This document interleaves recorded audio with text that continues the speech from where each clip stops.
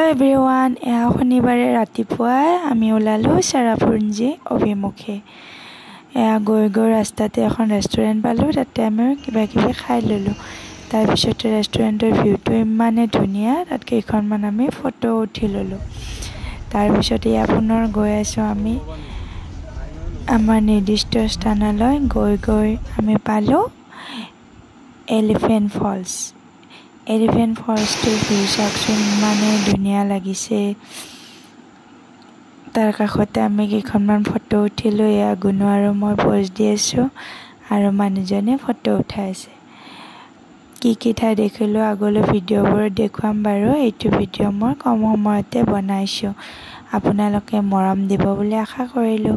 এয়া এলিফেণ্ট ফলছৰ তলতে আৰু এটা ফলছ আছিলে, আমি সেইটোও চালোঁ।